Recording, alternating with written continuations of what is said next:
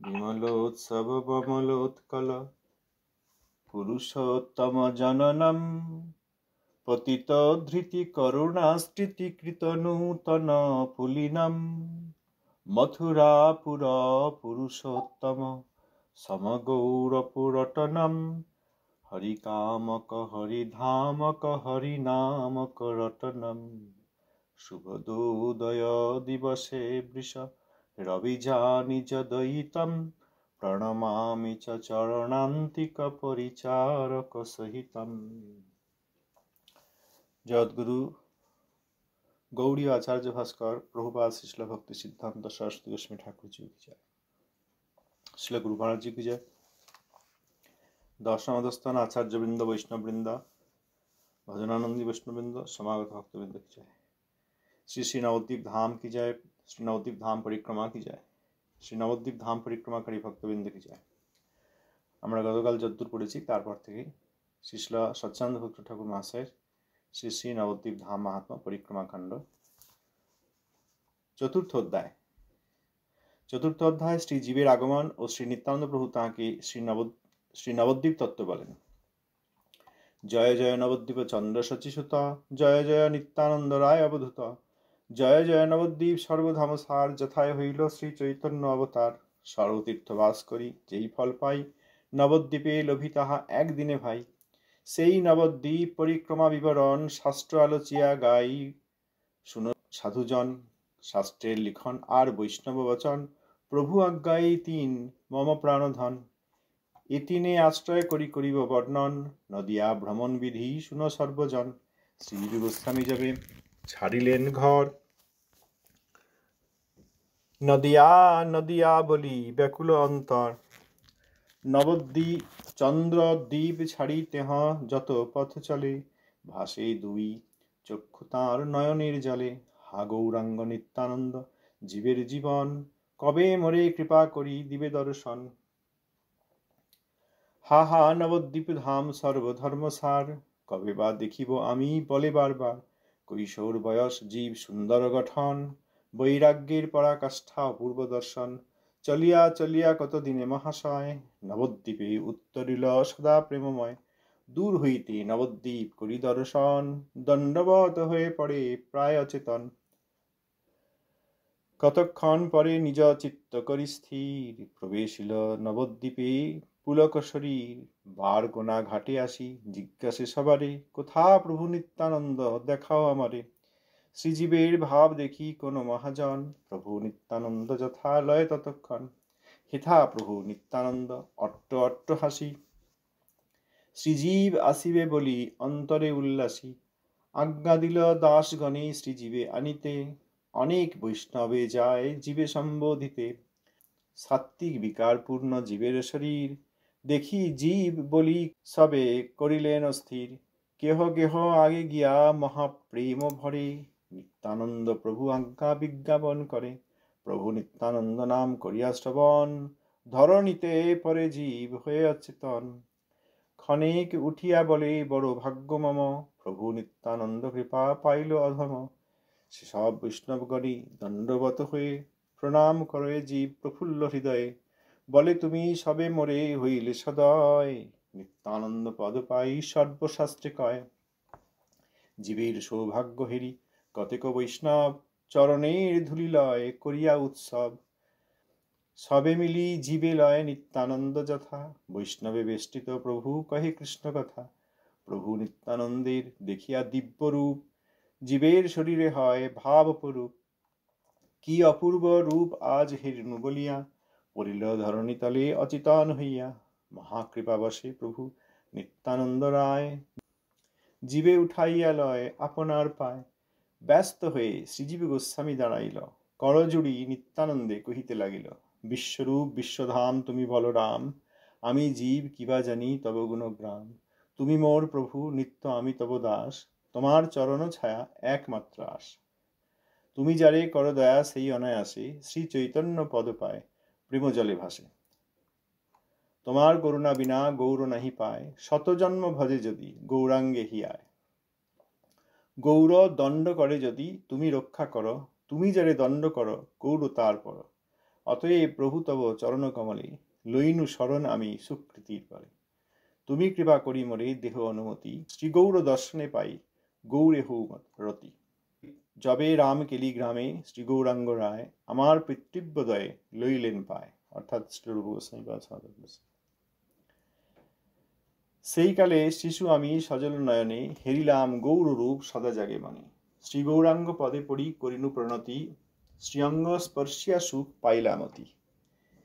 সেই কালে গৌরমরে কহিলা বচন, ওহে জীব করো তুমি শাস্ত্র অধ্যয়ন। অধ্যয়ন সমাপিয়া নবদ্বীপে চল, নিত্যানন্দ শ্রীচরণে পাইবে সকল। সেই আজ্ঞা শিরে ধরি আমি অকিঞ্চন, যথাসাধ্য বিদ্যা করিয়াছি উপার্জন।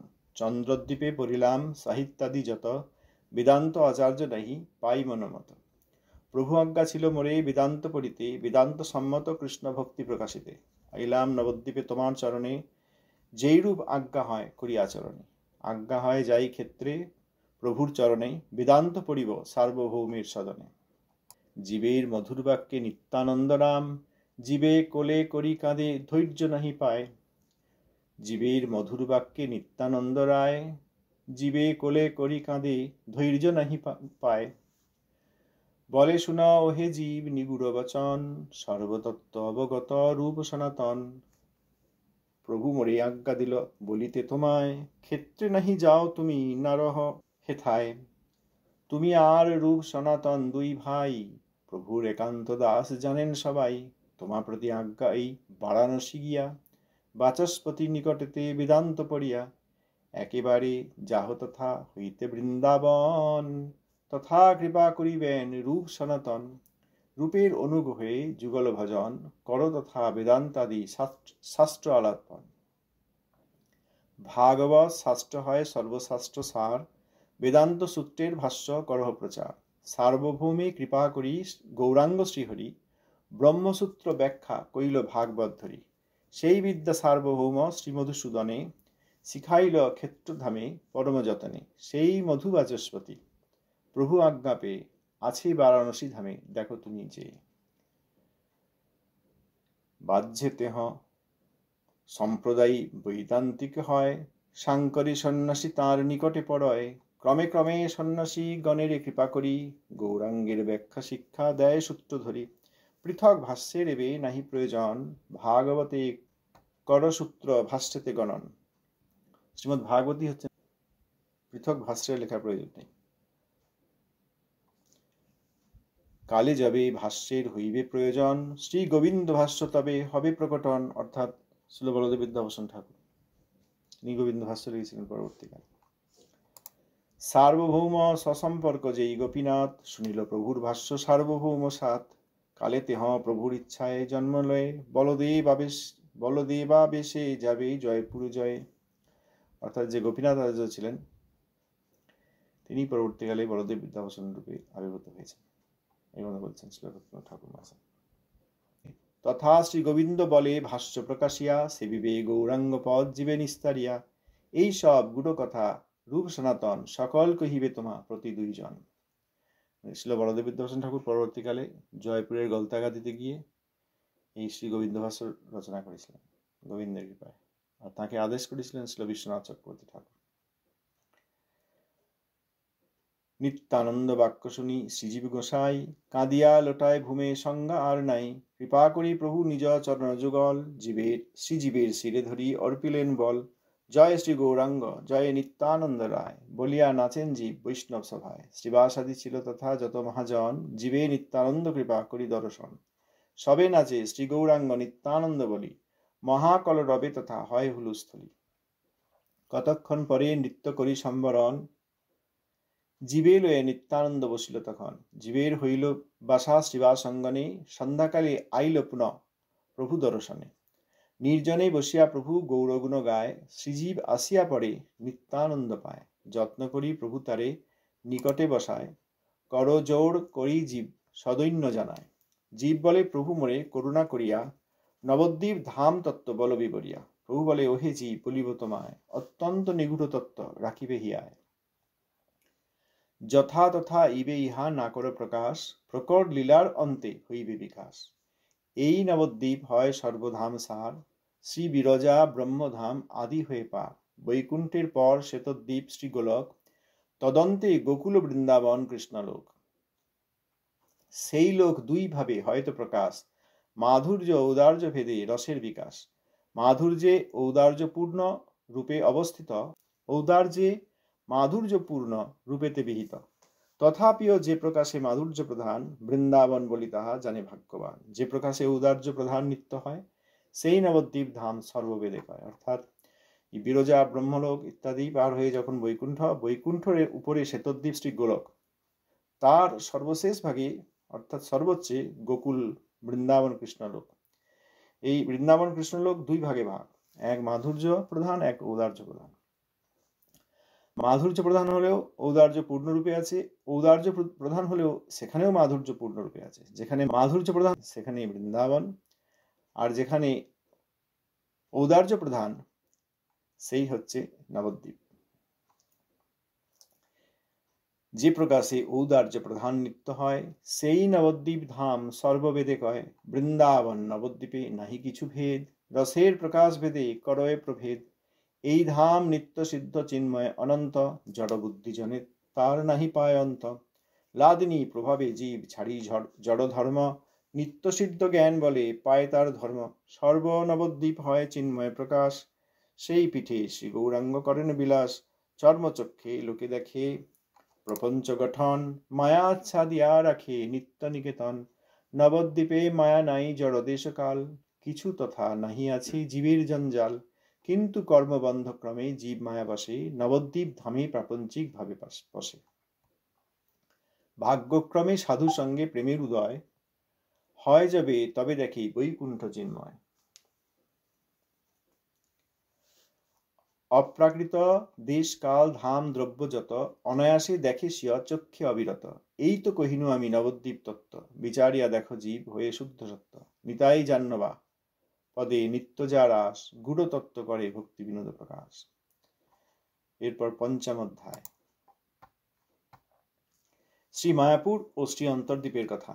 জয় জয় শ্রী চৈতন্য সচিরানন্দন, জয় জয় নিত্যানন্দ জাহ্নবী জীবন। জয় নবদ্বীপ ধাম সর্বধাম সার, যথা কলিযুগে হইল গৌর অবতার। নিত্যানন্দ প্রভু বলে শুনহ বচন, 16 ক্রোশ নবদ্বীপ যথা বৃন্দাবন। এই 16 ক্রোশ মধ্যে দ্বীপ হয় নয়, অষ্টদল পদ্ম যেন জলেতে ভাসায়। অষ্টদল অষ্টদ্বীপ মধ্যে অন্তর্দ্বীপ, তার মাঝে মায়াপুর মধ্যবিন্দুটি।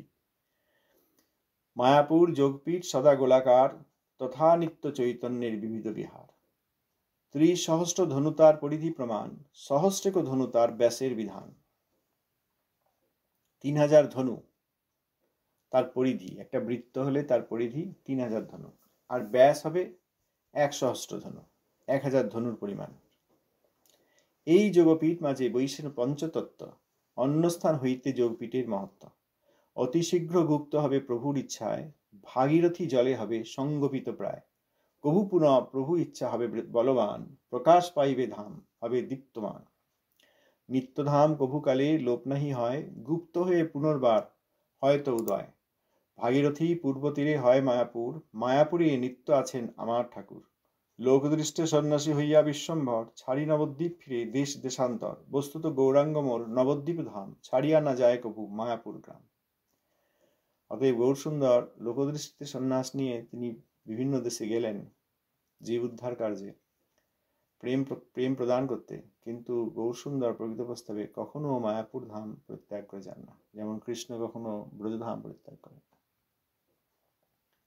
দৈনন্দিন লীলা তাঁর দেখে ভক্তগণ, তুমিও দেখো জীব গৌরাঙ্গ নর্তন। মায়াপুর অন্তে অন্তর্দ্বীপ শোভা পায়, গৌরাঙ্গ দর্শন ব্রহ্মা পাইল যথায়। ওহে জীব যাহো যদি দেখিতে সকল, পরিক্রমা করো তুমি হইবে সফল। প্রভু বাক্য শুনি জীব সজল নয়নে, দণ্ডবৎ হয়ে পড়ে প্রভুর চরণে। কৃপা যদি করো প্রভু এই অকিঞ্চনে, সঙ্গে লয়ে পরিক্রমা করাও আপনি। জীবের প্রার্থনা শুনি নিত্যানন্দ রায়, তথাস্তু বলিয়া নিজ মানুষ জানায়। প্রভু বলে ওহে জীব অদ্য মায়াপুর, করহ দর্শন কল্ল ভ্রমিব প্রচুর। এত বলি নিত্যানন্দ উঠিল তখন, পাছে পাছে উঠে জীব প্রফুল্লিত মন। চলে নিত্যানন্দ রায় মন্দ মন্দ গতি, গৌরাঙ্গ প্রেমেতে দেহ সুবিহল অতি। মোহন মূরতি প্রভু ভাবে ঢল ঢল, অলঙ্কার সর্বদেহে করে ঝলমল।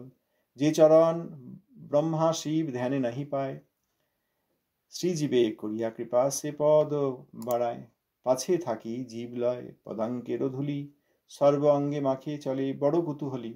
জগন্নাথ মিশ্র গৃহে করিল প্রবেশ, সচিমাতা শ্রীচরণে জানায় বিশেষ। শুনগ জননী এই জীব মহামতি, শ্রী গৌরাঙ্গ প্রিয় দাস ভাগ্যবানতি। বলিতে বলিতে জীব আছাড়িয়া পড়ে, ছিন্ন মূল তরু যেন বড় বড় ঝড়ে। শচীর চরণে পড়ি যায় গড়াগড়ি, সাত্ত্বিক বিকার দেহে করে হুড়াহুড়ি। কৃপা করি শচীদেবী কইল আশীর্বাদ, সেই দিন সেই গৃহে পাইল প্রসাদ। বিষ্ণুপ্রিয়া শচীদেবী আজ্ঞা যবে পাইল, নানা অন্ন ব্যঞ্জনাদি রন্ধন করিল বিষ্ণুপ্রিয়া দেবী।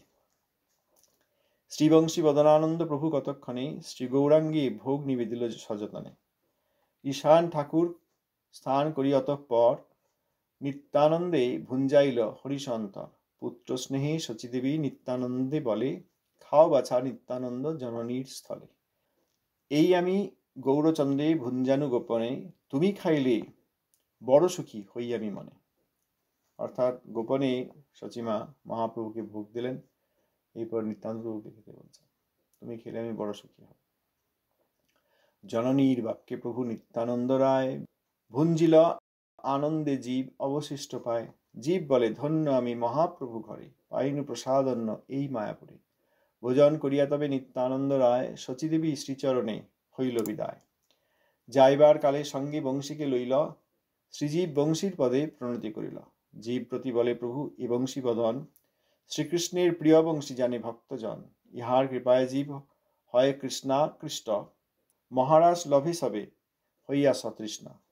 শ্রীকৃষ্ণের যে বংশী, তিনি রূপ ধারণ করে বংশীবদানন্দ রূপে শচীমা সেবা করেছেন।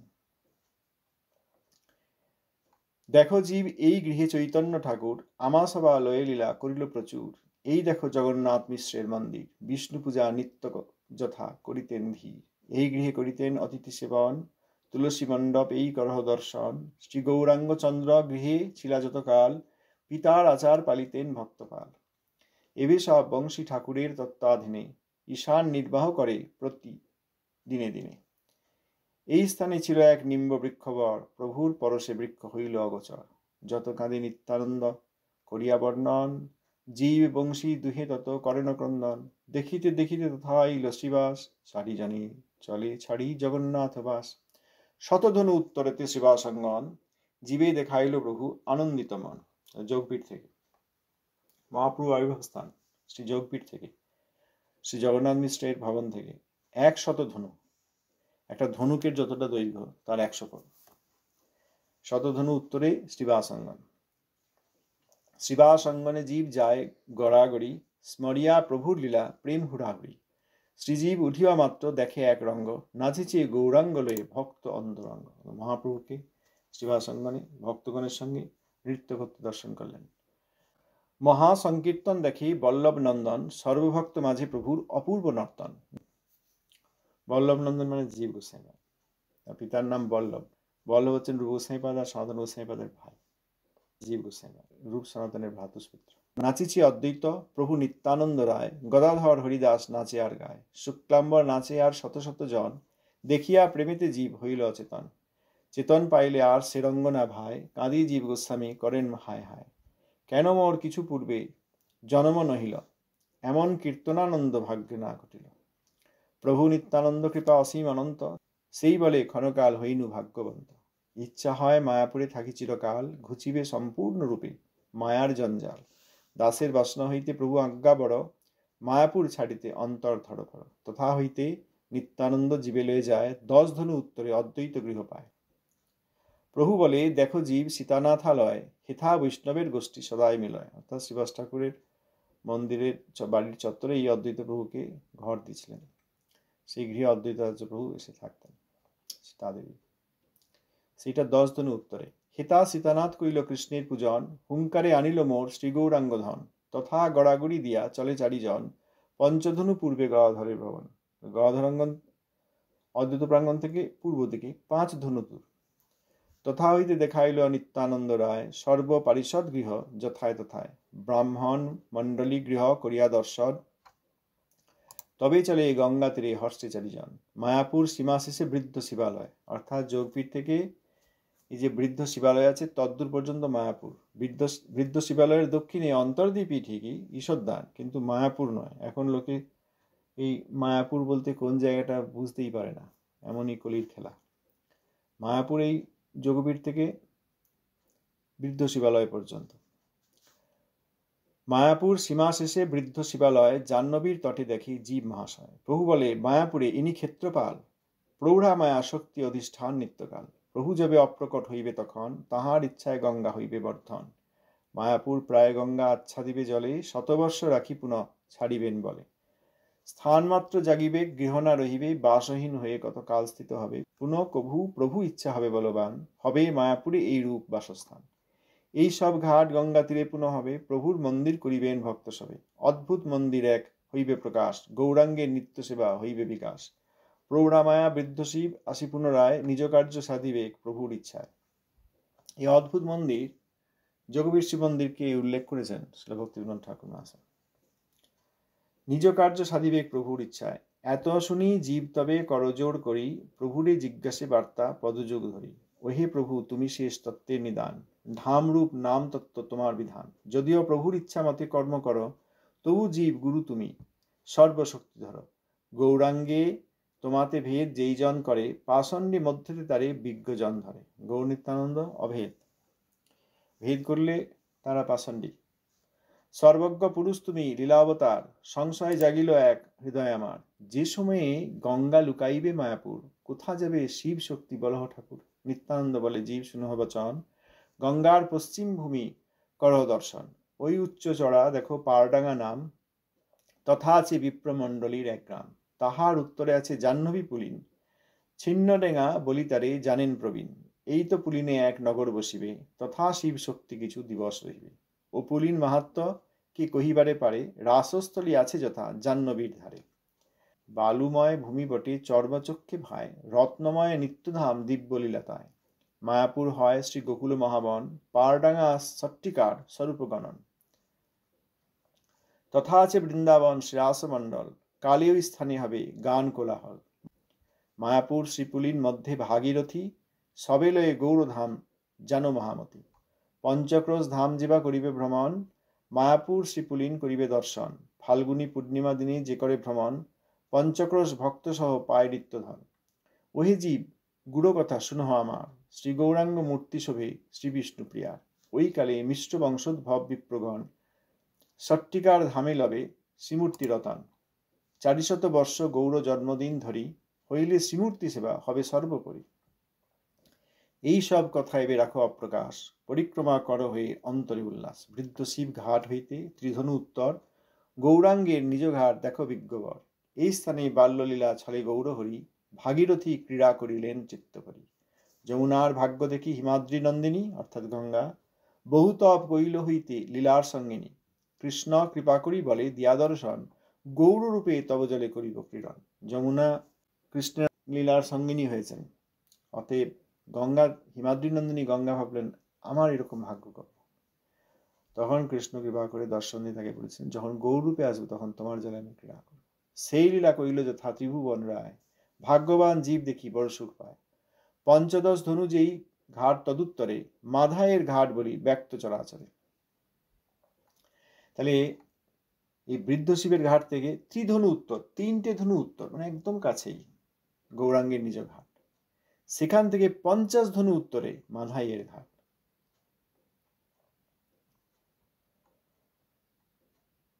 তাঁর 5 ধনুর উত্তরে ঘাট শোভা, নাগরিয়া জনের সর্বদা মনোলোভা। বারকোনা ঘাট এই অতীব সুন্দর, বিশ্বকর্মা নির্মিলেন প্রভু আজ্ঞাধর। এই ঘাটে দেখো জীব পঞ্চশিবালয়, পঞ্চতীর্থ লিঙ্গ পঞ্চ সদা জ্যোতির্ময়। এই 4 ঘাট মায়াপুর শোভা করে, যথায় করিলে স্নান সর্বদুঃখ হরে। মায়াপুর পূর্ব দিকে আছে যেই স্থান, অন্তর্দ্বীপ বলি তার নাম বিদ্যমান। এবে প্রভু ইচ্ছামতে লোকবাসহীন, এইরূপ স্থিতি রহে আরো কতদিন। কতকালে পুনঃহেতা লোকবাস হবে, প্রকাশ হইবে স্থান নদিয়া গৌরবে। ওহে জীব অদ্য তুমি রহ মায়াপুরে, কল্লোলয়ে যাব আমি সীমন্ত নগরে।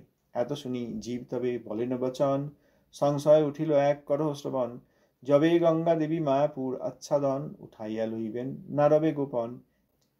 সেই কালে ভক্তগণ কোন চিহ্ন ধরি, প্রকাশিবে গুপ্ত স্থান বল ব্যক্ত করি। জীবের বচন শুনি নিত্যানন্দ রায়, বলিলা উত্তর তবে অমৃতের প্রায়। শুনো জীব, গঙ্গা যবে আচ্ছাদিবে স্থান, মায়াপুর এক কোণ রবে বিদ্যমান।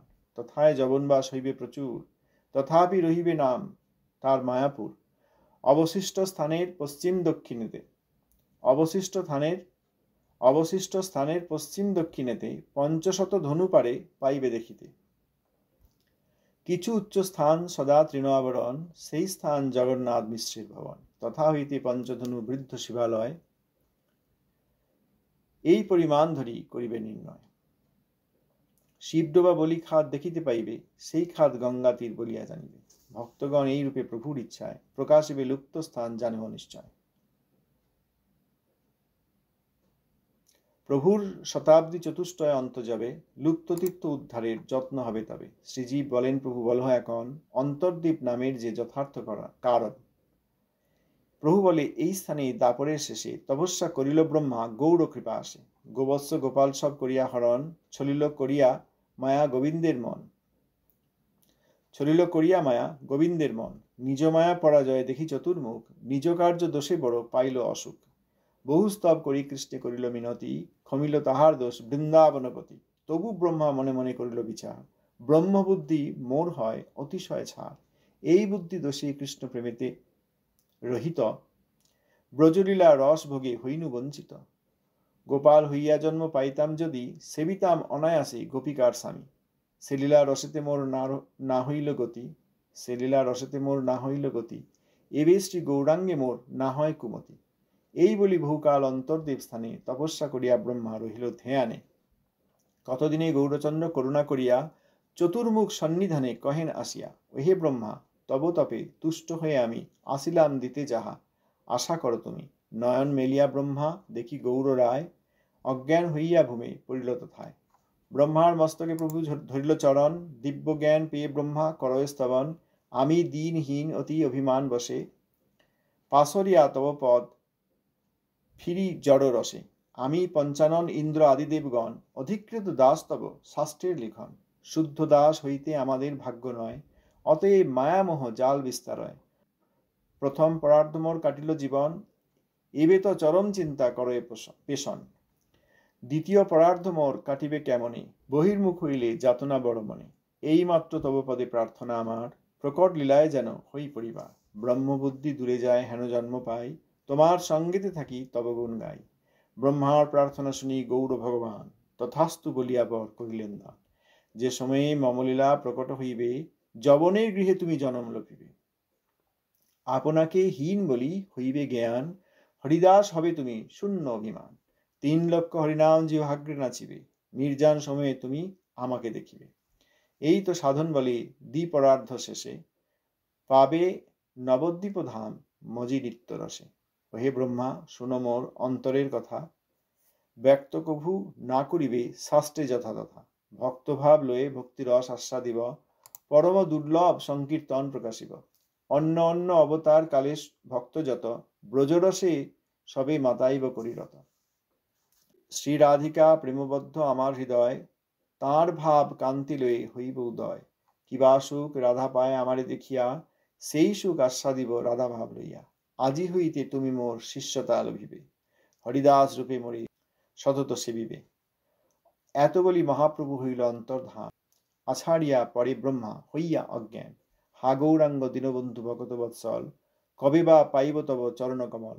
এই মতো কতদিন কাঁদিতে কাঁদিতে, ব্রহ্মলোকে গেলা ব্রহ্মা কার্য সম্পাদিতে। নিতাই জাহ্নবাপদে আশা মাত্র যার, নদিয়া মহাত্মা গায় দিনহীন ছাড়। এখানে একটা বিশেষ জিনিস বোঝার আছে, যে মায়াপুরের যে পরিমাপ, সেখানে 1000 ধনু ব্যাস, অর্থাৎ 500 ধনু ব্যাসার্ধ। একটা ধনুর যত দৈর্ঘ্য 500 গুণ করলে সেই দৈর্ঘ্যে যোগপীঠ থেকে শিবের ডোবা। শিবের ডোবা হচ্ছে মায়াপুরের সীমা। অতএব বর্তমানে অনেক লোক যে স্থানকে মায়াপুর বলে, এটা কিন্তু আসলে ঈশ্বরদান। অতএব যোগপীঠ মায়াপুরের কেন্দ্র এবং শিবের ডোবা পর্যন্ত বিস্তৃত, এই কথা আজকাল আর লোকে জানেই না। অনেক লোক আসে, তারা তার বাইরে গিয়ে বিভিন্ন স্থান দর্শন করে যৌপীঠকেই অবজ্ঞা করে চলে যায়। এইটা হচ্ছে মহামায়ার কাজ।